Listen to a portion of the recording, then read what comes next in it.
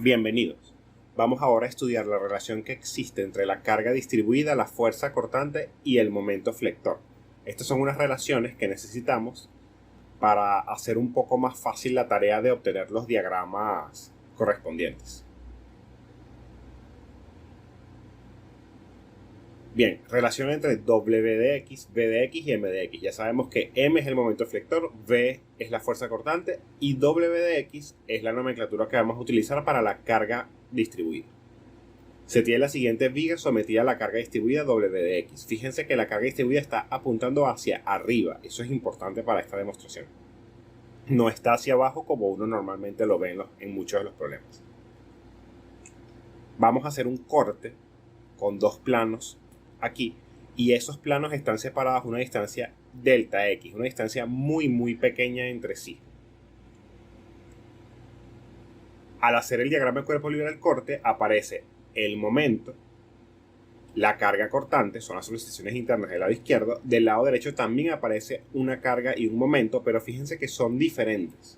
Aquí el momento vale M y aquí el momento vale M más delta M. Delta M lo que representa es una variación en M. En la fuerza cortante es lo mismo. Tengo V y V más delta V. No son iguales. Por haberme movido un diferencial de X, se incrementó V en un delta V y M en un delta M. Y aparece la carga distribuida.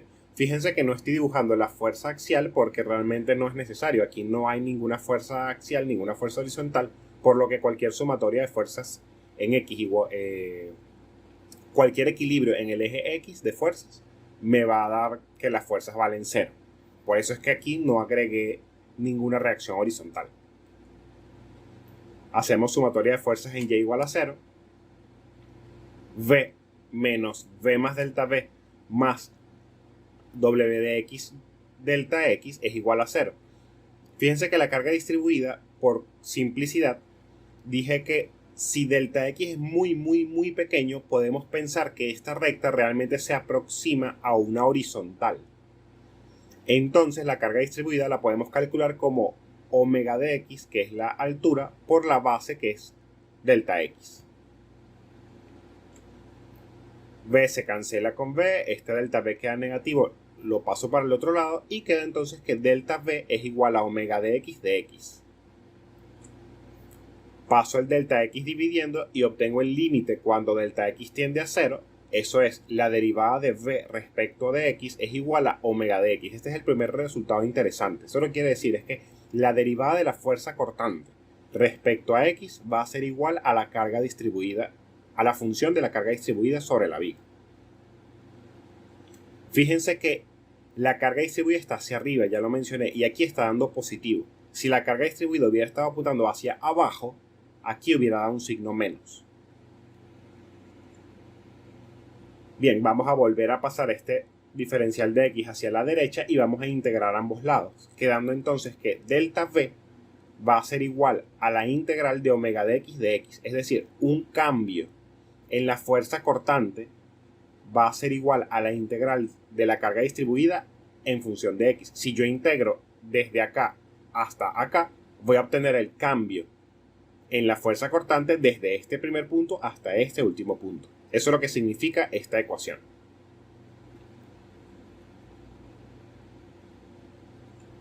Vamos ahora a definir un punto O aquí, como se muestra, y vamos a calcular momentos en ese punto. Estoy definiendo el momento positivo antihorario. Entonces queda M más delta M menos M menos V por delta X, porque es negativo, menos la carga distribuida está ubicada en algún punto intermedio. Si fuese horizontal pudiéramos pensar que está en la mitad, pero siendo genéricos puse aquí una K. Ya explico qué significa esto. La carga distribuida es omega de X por delta X. Eso es lo mismo que usamos en la versión anterior, en la sumatoria de fuerzas verticales. Y puse K por delta X como el brazo. ¿Qué significa K por delta X? Bueno, si K es un número entre 0 y 1, esto representa la distancia a la que me encuentro el extremo. Porque si vale, por ejemplo, un medio, voy a estar justo en la mitad. Es un medio de delta X, pero pudiera estar en cualquier otro punto.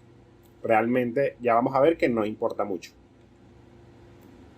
El m se cancela con el m, me queda delta m es igual a v por delta x más k por omega de x delta x al cuadrado. Divido todo entre delta x y saco el límite cuando delta x tiende a 0. Eso me queda que la derivada de m respecto a x es igual a v más k por omega de x de delta x. Pero si delta x es muy pequeño porque el límite tiende a 0, este término todo se va a 0. Y me queda que la derivada del momento flector respecto a x es igual a v, a la fuerza cortante. Esto es otro resultado importante. Y si nuevamente paso el diferencial de x hacia la derecha multiplicando e integro en ambos lados, me genera que un cambio en el momento flector, un delta m, va a ser igual a la integral de la fuerza cortante en función de x. Este es otro resultado de interés. Esta es la otra relación entre la carga distribuida. Bueno, este en particular es entre la fuerza cortante y el momento flector, y antes habíamos obtenido entre la carga distribuida y la fuerza cortante. Vamos ahora a obtener relaciones, pero para las cargas y momentos concentrados. Fíjense que se tiene esta viga sometida a las cargas y al momento que se muestra. Tengo una carga vertical, una carga horizontal y un momento. Fíjense que esas cargas tienen unas direcciones particulares. Si yo hubiera hecho un corte en la viga acá y me quedo con la viga por el lado derecho, del lado izquierdo me aparecen las solicitaciones, el momento y las cargas verticales y horizontales. Fíjense que estas tres cargas están en el sentido positivo visto desde la izquierda. Que esta carga me genera una tracción, esta carga está hacia arriba, así que me generaría un sentido horario, y este momento me genera la carita feliz. Fíjense que a propósito las puse en ese sentido. Nuevamente voy a hacer un corte, el corte va a tener una distancia delta x, aquí está un poco más exagerado sencillamente para que el dibujo no se vea tan pequeño, tan centrado. Es decir, está más largo la viga, se ve un poco más larga. Fíjense que ahora sí existen las fuerzas horizontales n y n más delta n que antes no habían aparecido. Pero vamos a hacer exactamente lo mismo que habíamos hecho. Vamos a empezar con una sumatoria de fuerzas verticales igual a 0. V menos v más delta v más f sub y es igual a 0, de donde se despeja que delta v es igual a f sub y. Es decir, que en un punto, si yo tengo una fuerza puntual vertical que apunte hacia arriba, eso me genera un cambio positivo en la fuerza cortante, un delta V positivo. Sumatoria de fuerzas en x igual a 0, me queda que n más delta n menos f sub x es igual a 0, de donde se despeja que delta n es igual a f sub x. Esto significa que una fuerza f sub x hacia la izquierda en un punto me genera un cambio positivo en las fuerzas axiales, en las fuerzas normales. En este punto O vamos a sacar momentos, nuevamente antihorario positivo.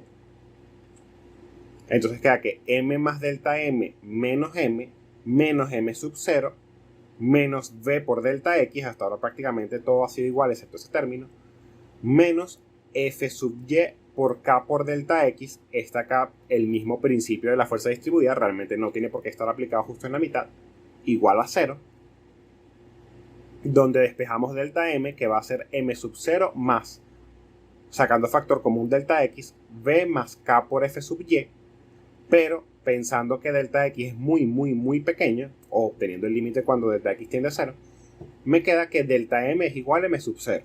Mismo análisis de antes. Si en un punto aparece un momento, ese momento me genera un cambio en el valor del momento flector. Y va a ser positivo si el momento es horario.